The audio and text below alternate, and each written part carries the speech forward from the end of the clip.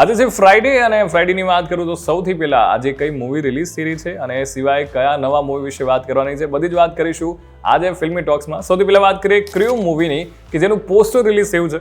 આ પોસ્ટરમાં કૃતિ સેનન, તબ્બુ અને Kareena કપૂરના look release કરવામાં આવ્યો છે અને એ લુકમાં જો વાત કરીએ તો આ મૂવી બહુ જલ્દી રિલીઝ થશે.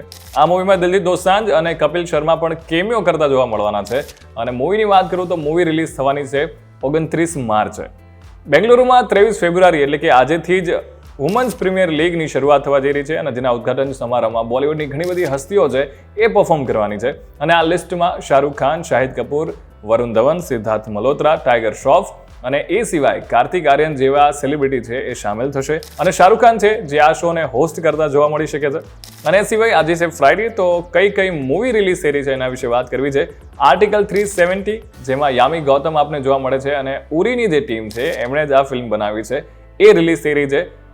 એ સિવાય વિદ્યુત જામવાલ એન્ડ અર્જુન રામપાલની ફિલ્મ એક્શન થ્રિલર જેનું નામ છે ક્રેક એ પણ આજે થિયેટરમાં રિલીઝ થઈ ચૂકી છે. ગુજરાતી મૂવી નાસુર એ પણ તમે થિયેટરમાં જોઈ શકો છો જે આજે રિલીઝ થઈ ચૂકી છે. અને એ સિવાય વાત કરું તો એમેઝોન પ્રાઇમ પર આલિયા ભટ્ટની પ્રોડક્શનની ફિલ્મ પોચર એ પણ તમે રિલીઝ થઈ છે જે જોઈ શકો છો અને જેની કહાનીની વાત કરું તો જે દાણચોરી હોય છે હાથીઓના દાંતની એના પરની આખી કહાની છે.